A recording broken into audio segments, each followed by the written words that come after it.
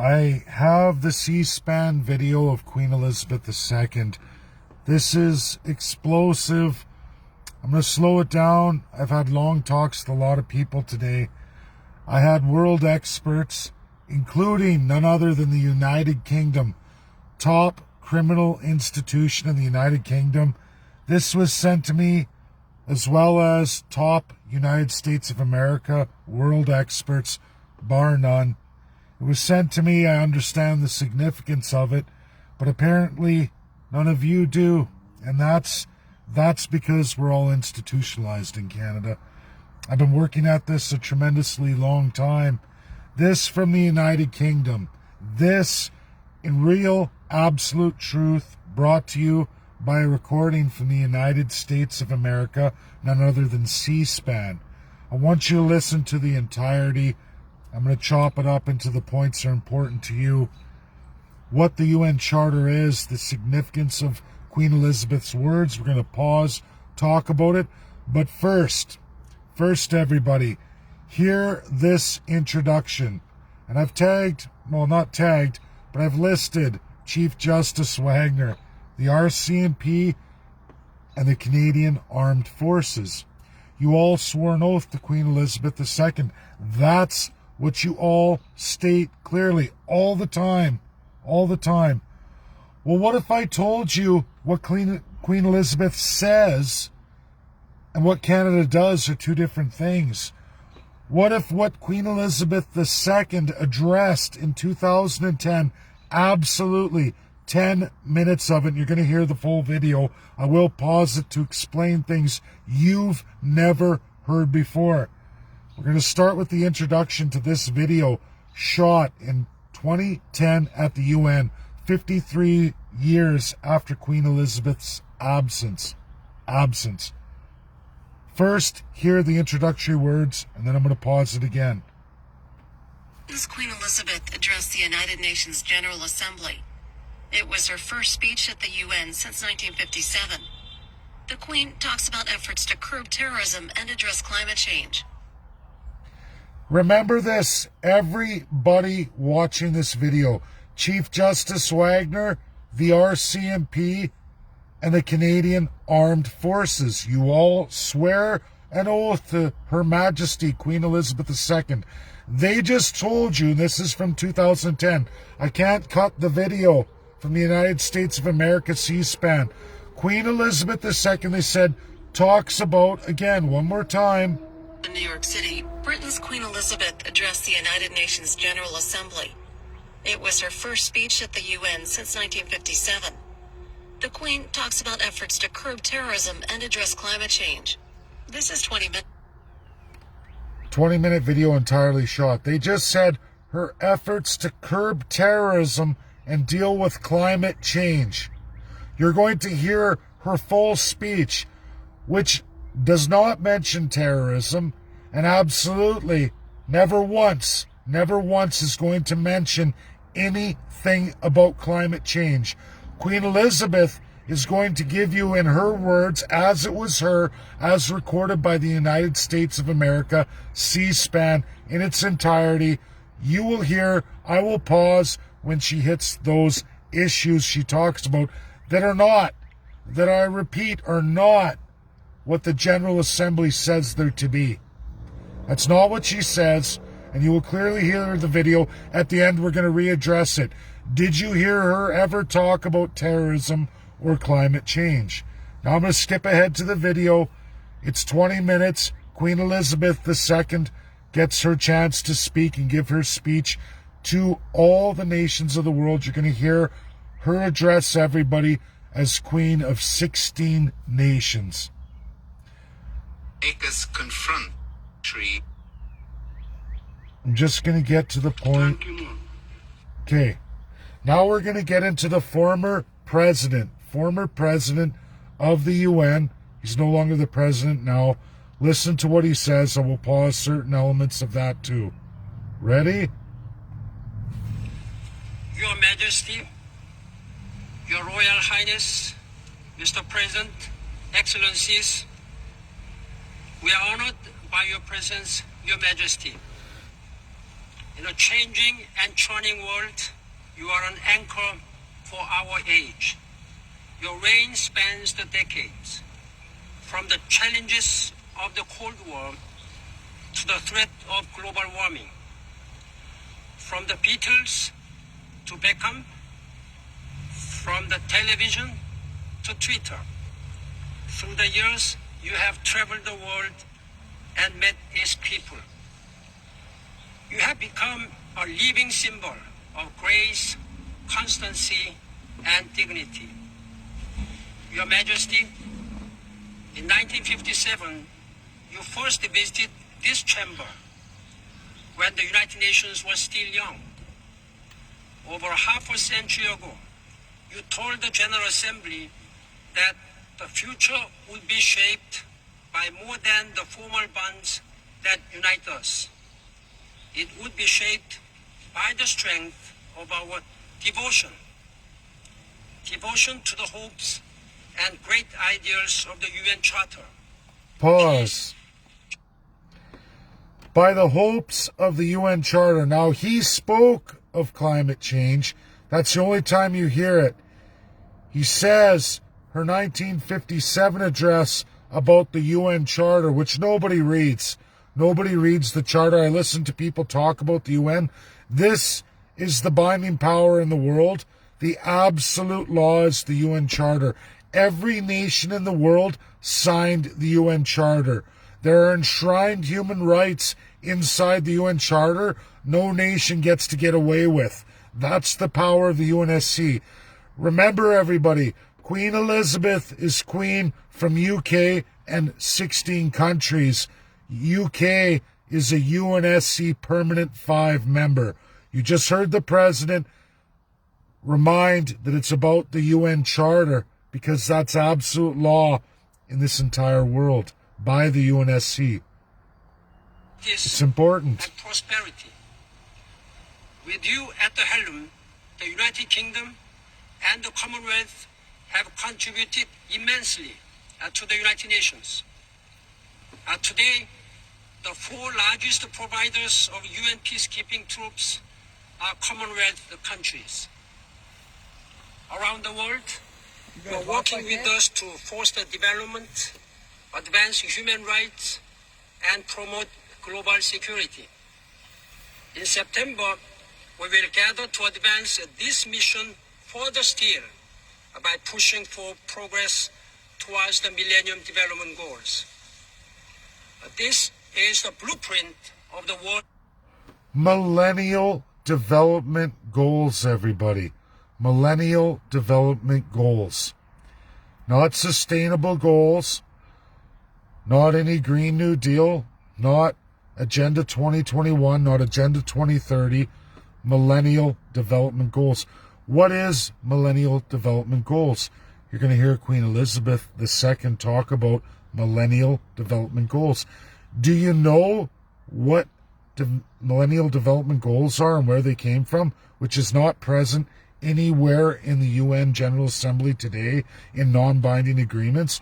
Millennium Development Goals are for the youth of tomorrow to have affordable living, to make sure we never drive the cost of living, which is represented in the UN Charter of 1945. Did you know that, Canadians, that in the UN Charter 1945, it is illegal worldwide to drive the costs of the people so astronomically high that they can't afford a basic living themselves by the sweat of their brow? It is enshrined in the UN Charter 1945, last time ever repeated here because Queen Elizabeth II, Chief Justice Wagner, RCMP, and Canadian Armed Forces. Did you know that that is what Queen Elizabeth II mandates of all of you? And you're going to hear it in her own words. Millennial Development Goals. Show me that in Canada right now. Oh, you don't. You have Sustainable Development Goals. Oh, you have cities driving the cost of living so high that the youth of tomorrow can't afford a place to live. They can't even buy a place. You have spit all over Queen Elizabeth II. You're going to hear her words more than 10 years ago in her real words that had nothing to do with that introduction by the General Assembly. So Chief Justice Wagner, RCMP, and Canadian Armed Forces, you say you swore an oath to the Queen. You're acting in the Queen's behalf. We're going to go through her entire speech here. For the first time, Canada sees her speech as it really was. There's the video. I haven't edited nothing. I couldn't. This is from the United States of America and the United Kingdom's top criminal law institution, who loves Her Majesty. Best minds in the world. Two of 5 most powerful nations in the world, giving absolute truth. Leaders to save lives of the poor and vulnerable, to combat hunger and disease, to promote gender equality, and to provide education, opportunity, and decent work to billions of people. We will once again heed your call and devote our full strength to the ideals of our charter and to realizing a better world for all. Read the charter. Majesty, half of what he just said isn't in there.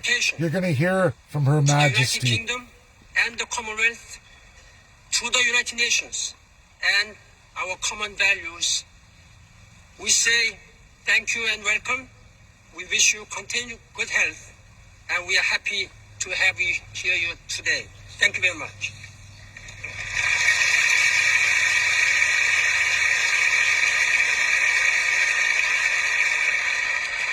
I have the honor to invite Her Majesty Queen Elizabeth II to address the General Assembly.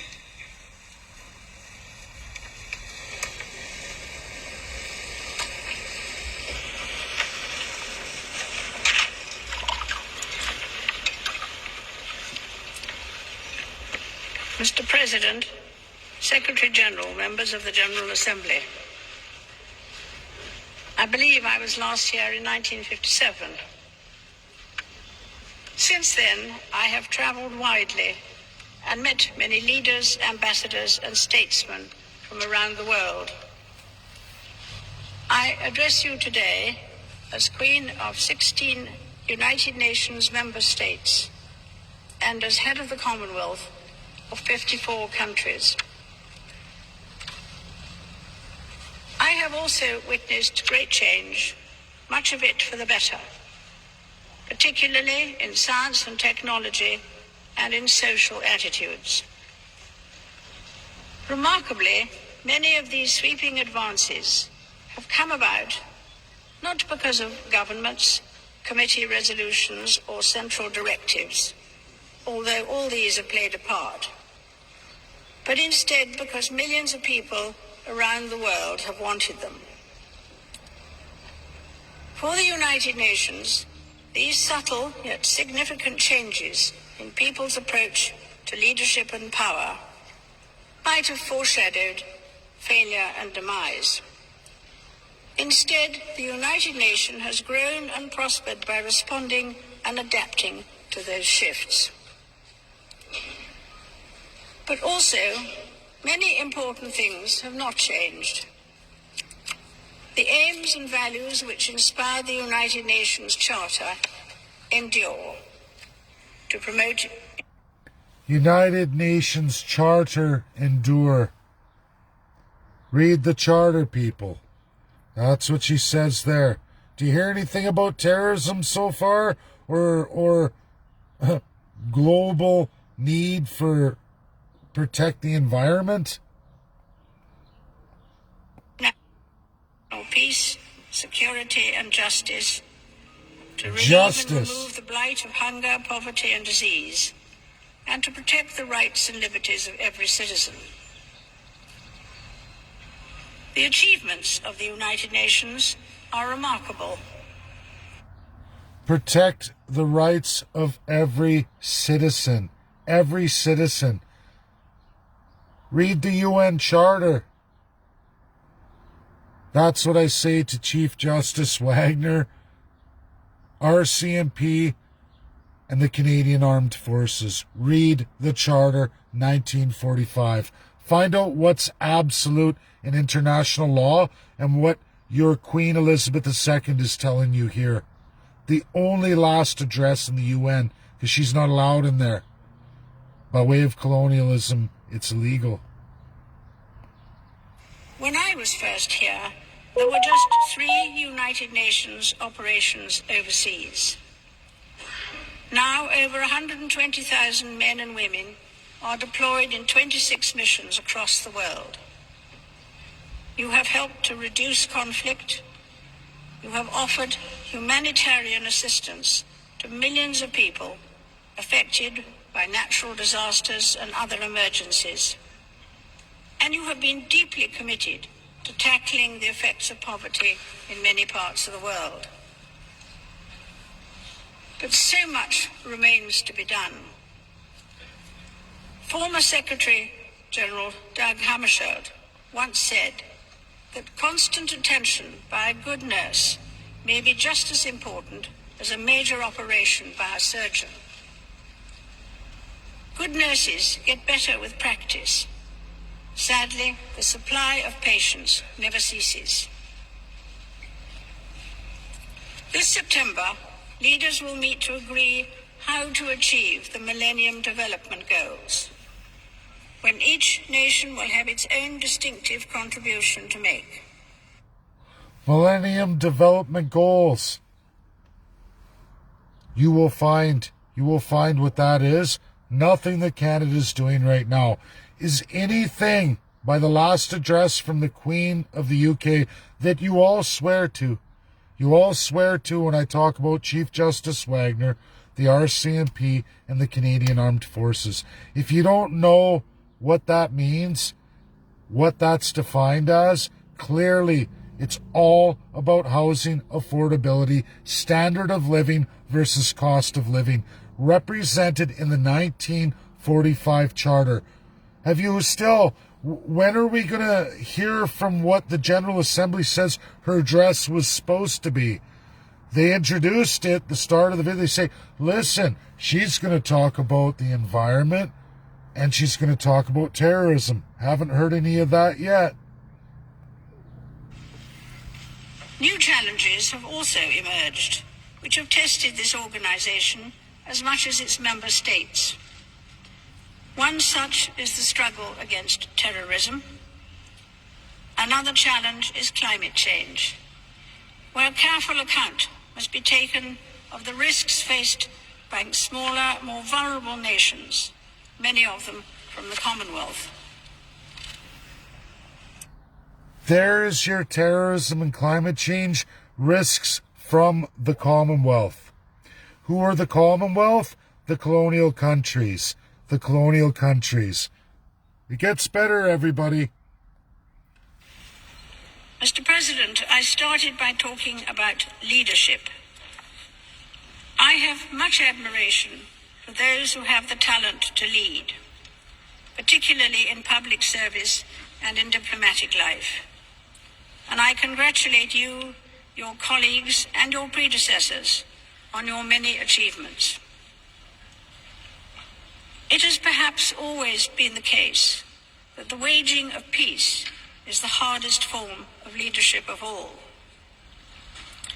I know of no single formula for success, but over the years, I have observed that some attributes of leadership are universal and are often about finding ways of encouraging people to combine their efforts, their talents, their insights, their enthusiasm and their inspiration to work together. Since I addressed you last, the Commonwealth too has grown vigorously to become a group of nations representing nearly 2 billion people. It gives its wholehearted support to the significant contributions to the peace and stability of the world made by the United Nations and its agencies. Last November, when I opened the Commonwealth Heads of Government meeting in Trinidad and Tobago, I told the delegates that the Commonwealth had the opportunity to lead. Today, I offer you the same message. For over 6 decades, the United Nations has helped to shape the international response to global dangers. The challenge now is to continue to show this clear and convening leadership while not losing sight of your ongoing work to secure the security, prosperity, and dignity of our fellow human beings. When people in 53 years from now look back on us, they will doubtless view many of our practices as old-fashioned. But it is my hope that when judged by future generations, our sincerity, our willingness to take a lead, and our determination to do the right thing will stand the test of time. In my lifetime, the United Nations has moved from being a high-minded aspiration to being a real force for common good. That of itself has been a signal achievement. But we are not gathered here to reminisce. In tomorrow's world, we must all work together as hard as ever if we are truly to be United Nations.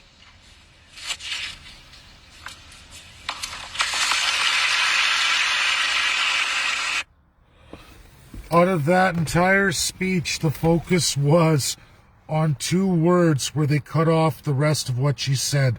The Commonwealth brought those. The colonial nations brought all those problems to the world. That's real history out of Queen Elizabeth's mouth. They don't talk about millennial development goals. They don't talk about actual Charter, UN 1945. None of you have read it. Not a one, which is international binding law. Absolute, you'll find enshrined human rights no nation is allowed to breach. You don't hear about what's in the Charter cemented for the first time in world history.